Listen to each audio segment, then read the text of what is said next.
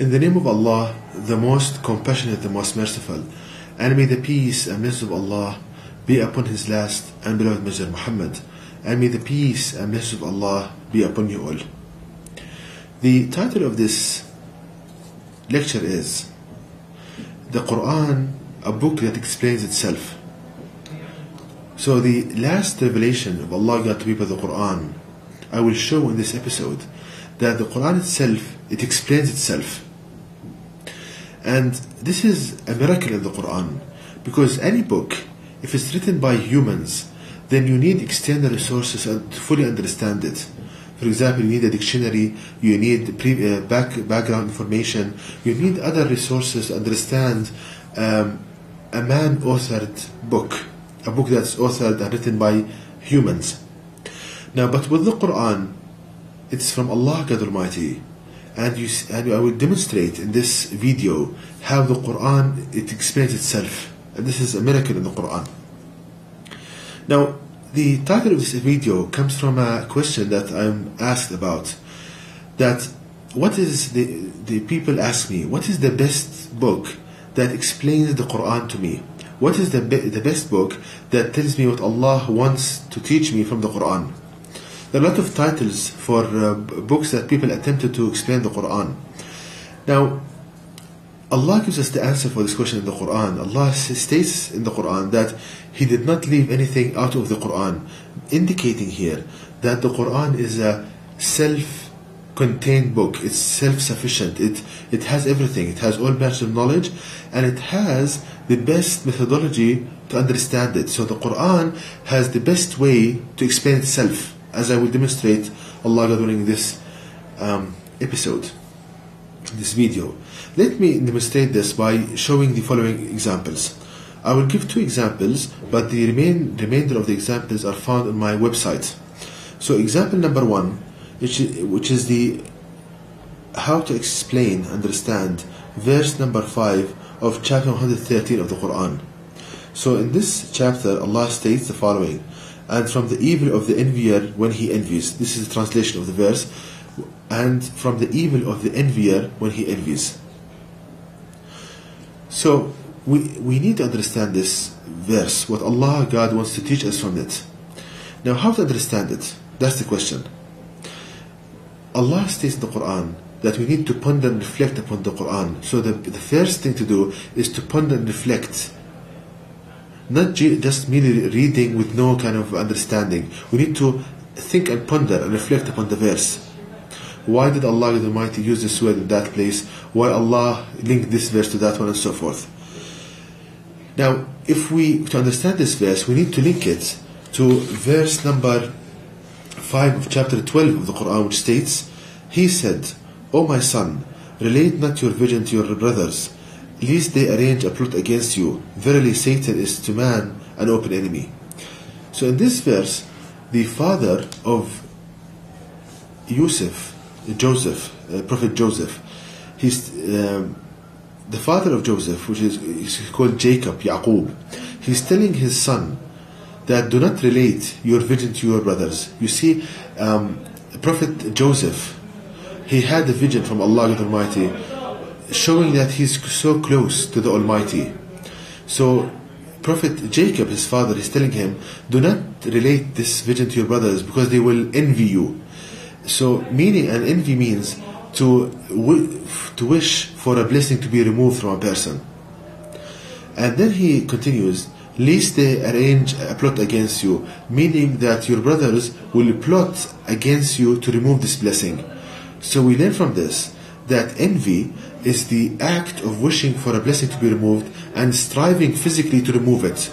So this is the correct understanding for envy from the Quran. It is wishing for a blessing to be removed and striving physically and doing physical acts to remove it. That is the correct understanding for envy from the Quran. So now we understand the previous verse, which is verse number 5 of chapter 113 of the Quran, and from the evil of the envier who envies. For example, if you buy a new car and somebody envies you, meaning that he wants this blessing to be removed, then that person would, for example, at night go and demolish and cause damage to your car, to remove this blessing. Now when you ask Allah and you say, and from the evil of the envier when he envies, this means that you are asking Allah God Almighty to put obstacles in the way of this person to stop him from damaging your property. He might, for example, Allah God Almighty might arrange that something in the path of that person to stop him from doing damage to your property. So now we understand that what's the act of envy, and why when you seek the help of Allah God Almighty, what does that mean? Now, the other thing to say here, that we see at the end of verse number 5 of chapter 12 of the Quran, that Jacob says at the end, verily Satan is to man an open enemy. So here Jacob, at the end of his advice to Prophet Joseph, peace upon him, he's telling him that Satan is an open enemy for humans. Now what do we learn from this? We learn here that Satan is the cause for envy. Satan causes a person to envy another. How? For example, let's say that a person got a promotion in his job.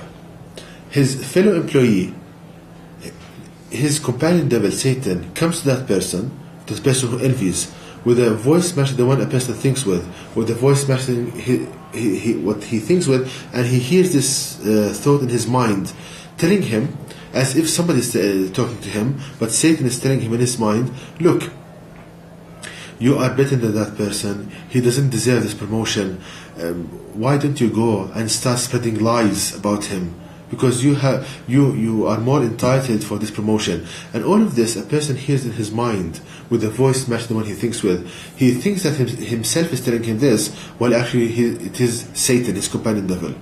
So we see now the understanding of this verse.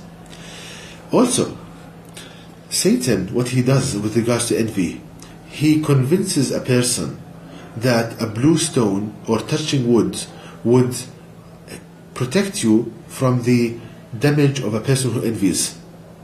How? By whispering to you with a voice like the one you think with, telling you in your mind that, look, if you touch this stone or you touch wood, then you will protect yourself. Now this act, Allah states in the Quran in chapter 12 verse 106, which states, and most of them believe not in Allah God except they attribute partners unto Him. Again the verse, and most of them believe not in Allah God except that they attribute partners unto Him. Here Allah states that so many people, they believe in Allah while they are attributing partners to Him, which is the greatest sin in His sight.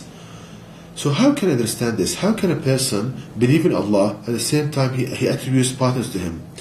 One way to understand this, now if a person believes in Allah and he's fearful and he keeps the commandments of Allah Almighty, but at the same time that person believes that a blue stone or touching wood would benefit him or harm him, then in that case he's associating partners to Allah, because the act of associating partners means that a person believes that a created object has the power to benefit or harm him, and the only one who can benefit you or harm you is Allah God Almighty. So when you believe that this attribute is found in a rock or wood or a person, then that person is doing the greatest sin in sight of Allah God Almighty, giving from the powers of Allah to a created object. So this is something very serious, and a person needs to repent if he has this belief that a created object can benefit him or harm him. So we see, my sisters, how the beauty of the Quran and how this is a self-sufficient book. It explains itself, and no book that's authored by a human can do this, because all other books that people write, you need to have a dictionary, you need to have previous knowledge, you need to have background information, all of this. Now the second example here is verse number 12 of chapter 2 of the Quran, which states, the originator of the heavens and the earth, when he decrees a matter, he only says to it, be, and it is. This is a verse in the Quran in chapter 2 verse 117. So we need to understand this. We are reading this verse in the Quran, we want to understand it.